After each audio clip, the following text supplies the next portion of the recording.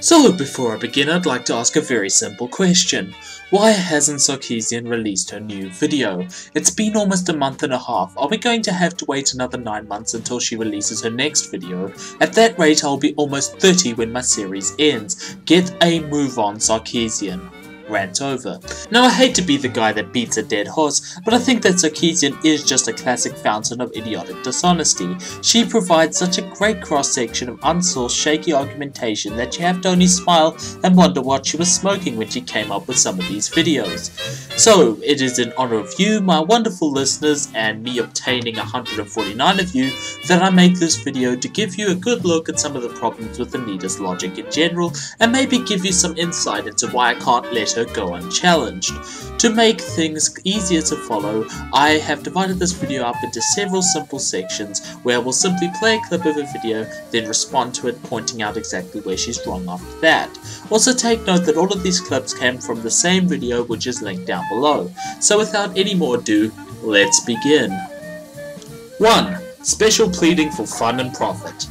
The reason this photo shoot is different from the thousands of photos of half-naked women that grace the pages of men's magazines is that it's crossing the line into simulating pornographic pedophilia. Frankly, I'm really sad that there is even a debate as to whether these images are disturbing or not. Boy oh boy, Sarkeesian does seem to like this little fallacy. In fact, a lot of her arguments do rest on flimsy justifications for cases of special pleading. Essentially, if you do not know what special pleading is, it is saying that something is an exception to a rule or exception to a general trend without providing good justification, or in many cases, any justification for your assertion. Here, her argument is essentially that these particular pictures are worse than all the other pictures out there because they are simulating pornographic pedophilia, which is her justification and a statement which I'm going to look at right now.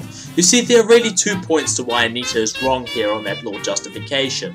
The first is, there's a huge question as to whether any of these pictures are indeed pornographic, because pornography depicts sex acts. That's one definition of it, but depending on the definition, these are either pornographic or they're not pornographic.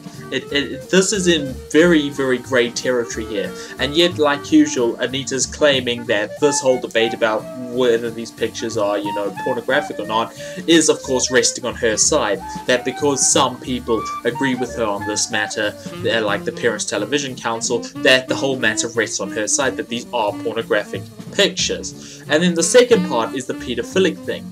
Of course, I have to point out that pedophiles are interested in prepubescent children and not high school age people.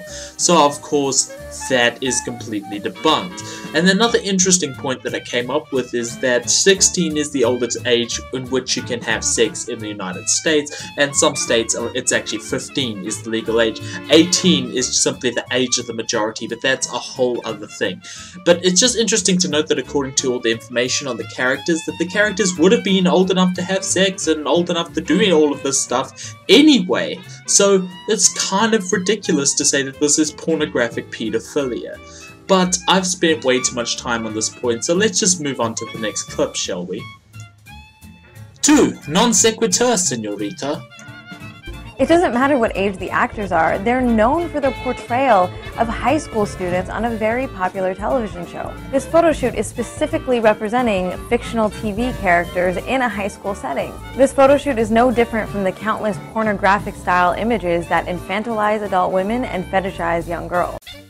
Of course, I could stop here and point out the head-on collision of Anita's statement in the first point that I made, that this is somehow a special case, and a statement now that there isn't any kind of special case, but I'm not going to focus on that. I'm going to focus on the first thing she said, that these actors, and I stress actors, have to behave in line with what their characters are. I am really speechless at how downright stupid that argument really is. By that logic, Macaulay Culkin isn't allowed to have sex because he's famous for playing a child.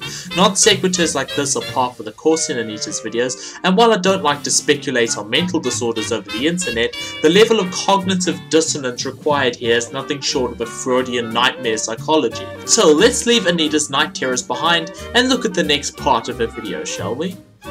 3. The grand effect. And the fact that people are actually defending it just goes to show how desensitized we've become as a society to the widespread, pervasive sexualization of young girls. Oh yes, the classic Sarkeesian ploy, using one or maybe a handful of examples to extrapolate wild trends about the way in which society works. I'll give you a hint, sociologists study this stuff for a living. And here she's basically saying the fact that this photo shoot goes quote-unquote unchallenged by society proves her point about society's moral decay.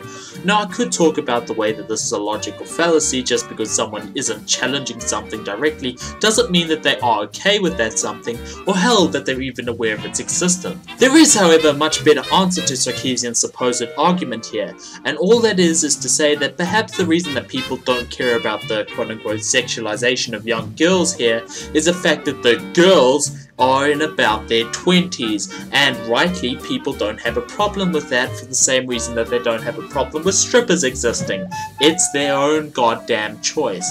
But I guess that your choices have to now be dictated by the greater good of society if you're an entertainment figure or a person at large, which is of course something that we have a word for.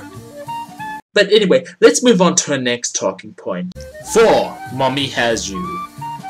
This is a public health issue about the way that women are sexualized constantly in the media. By help of the media, young men and boys are being trained to view and expect certain behaviors from women, such as the willingness to submit to their sexual desires at any time or any place, and the right to complete access of a woman's body. The pervasiveness of these types of images clearly harms women and women's sense of self-respect, but it also hurts men and boys because they're being taught to have no sense of sexual integrity or empathy. Well, there we go, folks. The misandry that MRA seem to be searching for like it's the lost Ark of the Covenant. Essentially, her argument boils down to this. Men are dumb and will do anything they see in the media to women in their lives without conscience or remorse. Yes, she's basically arguing that all men are sexually brainwashed by the media, which is something that women are immune to, apparently. And right now, I'm sitting here trying to work out how many rolls of tinfoil it would take to build a hat big enough to contain the tapestry of perilous rhetorical conspiracy theories that Anita has just woven here. All of this talk about authentic sexuality, men being unable to stay in relationships, etc, is just that, talk. For example, if porn, which is obviously the most extreme form of sexualized media available, was having such a detrimental effect on society, wouldn't we be seeing such a huge increase in things like rape and sexual assault? But of course, the good old porn up, rape down contradiction, as well as psychological work from people like Neil Malmuth, for example, have both terminated this line of thought well and truly. What it comes down to is women like Anita want to define what male sexuality is, the very same thing that she's accusing the mass media of doing, once again contradicting herself as always. At the end of the day, the only person who defines a person's sexuality is themselves, and no amount of bullshit rationalization from people like Anita or Gail will ever change that. So now that I'm done with my rant, it's time to deal with the very last point for this video. 5. The Invisible Army. Many people do not criticize sexualized images of women in the media being debased and dehumanized because they fear being slapped with the totally useless and ambiguous term anti-sex. It was a term that was created during the feminist pornography debates of the 80s to create a false dichotomy that feminists who were against pornography were actually against sex altogether. I'm not necessarily against erotic or sexual video or images of people engaging in healthy sexual experiences and lives.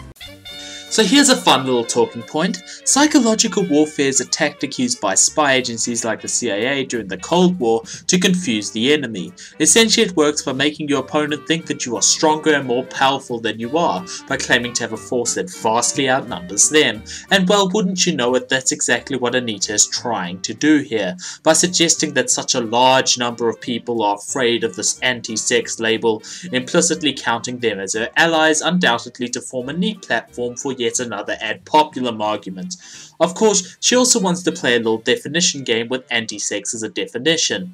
Guess what? Being an anti simply means that you're against porn or prostitution. Anti-sex is shorthand for anti-sex work, not being against the act of sex in and of itself. Though of course some antis did indeed fit this definition too, talking. The point here being that if you're against sex workers, you are an anti by definition. So Anita's little dodge here relies on a huge straw man on the definitions of both pro and anti-sex. So there we are. 5 classic Anita Sarkeesian non-arguments deflated for your viewing enjoyment. I'm sure that there are plenty more examples I can come up with of faulty arguments that she uses, and there might well be more of these videos in the future, but maybe on different people. For example, the Dines method is actually a distinct possibility. But until then, of course, and until I make another video, which will probably be a dissection of the gaming media if Anita doesn't release her video in between the time, I will see all of you people again. Thank you for listening, and as always, I've been Dangerous Analysis. Good night, and good luck.